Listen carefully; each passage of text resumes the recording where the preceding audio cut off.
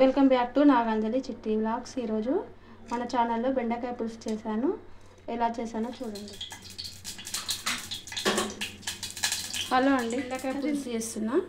బెండకాయకి ఇట్లా పొడుగ్గా కట్ చేసుకోవాలి। ఇక ఉల్లిగడ్డ కూడా ఇట్లా పొడుగు కట్ చేయాలి। ఒక 3-4 పచ్చిమిర్చి, ఇక ఒక అదే ఉల్లిగడ్డ, కొంచెం జీలకర్ర వేస్తున్నా, ఒక హాఫ్ స్పూన్, కొంచెం ఆవాలు,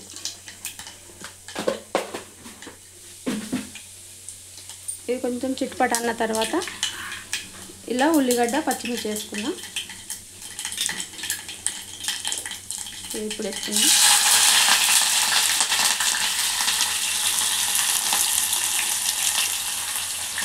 ఒక మీడియం సైజ్ ఉల్లిగడ్డ తీసుకోవాలి। కొంచెం ఈ ఉల్లిగడ్డ ఎక్కువ ఉంటేనే బాగుంటుంది। పులుపు వేస్తాం కదా మనం దీనికి, దాని తగ్గట్టు కొంచెం ఉల్లిగడ్డ, పచ్చిమిర్చి ఎక్కువ లేకుండా ఏం కాదు, కానీ ఉల్లిగడ్డ కొంచెం ఎక్కువ వేసుకోవాలి। ఈ ఉల్లిగడ్డ మంచిగా ఇట్లా ఫ్రై కావాలి। ఇట్లా పొడుగ్గా కోసుకుంటే మంచిగా ఉంటుంది ఉల్లిగడ్డ।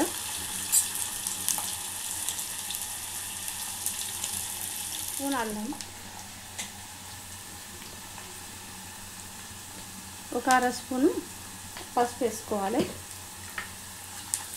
ఇది మంచిగా వేగాలి। ఈ అల్లము కొంచెం పచ్చి వాసన పోయేటట్టు వేగాలి। పచ్చి వాసన పోయేంత వరకు వేయించుకున్న తర్వాత ఇప్పుడు ఈ ఉల్లిగడ్డ కొంచెం వేగింది కదా, ఇప్పుడు ఇవి కూడా వేసుకోవాలి। బెండకాయ,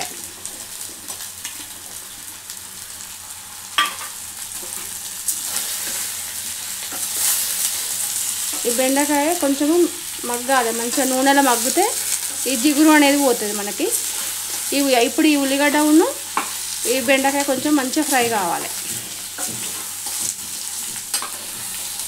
ఇప్పుడు దీని మీద కొంచెంసేపు మూత పెట్టుకుందాం మనం।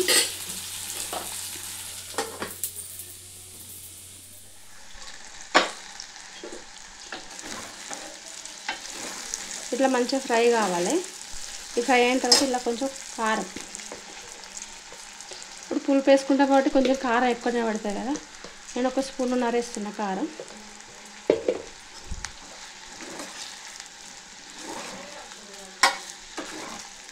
ఇప్పుడు మనం చింతపండు పీసుకొని దీంట్లో పోసుకుంటాము। ఇప్పుడు చింతపండు పులుసు రసం ఇలా పోసుకుందాం పులుసు।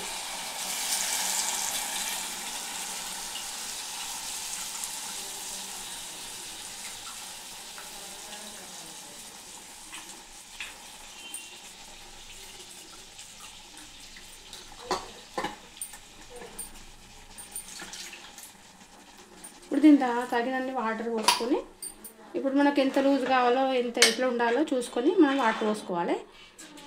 ఇంకొన్ని వాటర్ పోస్తాను నేను,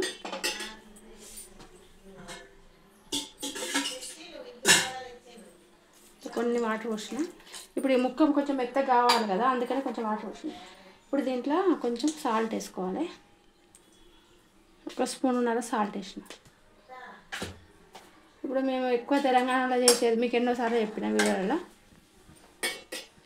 మెంతి పొడి, జీలకర్ర మెంతుల పొడి, ఈ రెండు విడివిడిగా వేయించి పొడి చేసిన నేను।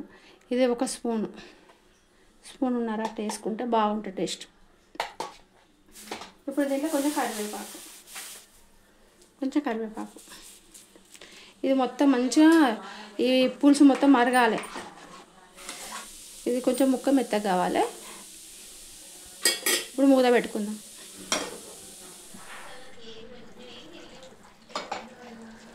ఇట్లా పులుసు మసిలినప్పుడు ఇట్లా కొంచెం ఎల్లిగడ్డ ఒక 3-4 పాయలు దంచి వేసుకోవాలండి। ఇలా ఇప్పుడు మన పులుపు ఉంటుంది కదా, దీనికి బ్యాలెన్స్ చేయడానంటే కొంచెం బెల్లం, ఎంత బెల్లం ముక్క వేసుకుంటాను।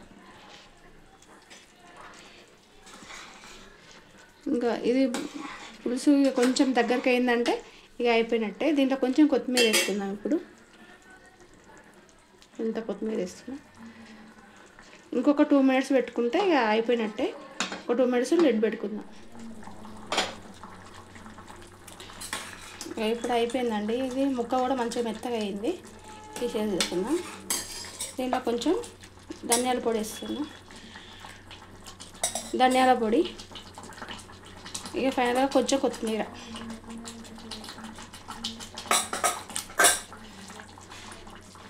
నా వీడియో నచ్చినట్టయితే లైక్ షేర్ సబ్స్క్రైబ్ కామెంట్ చేసుకోండి.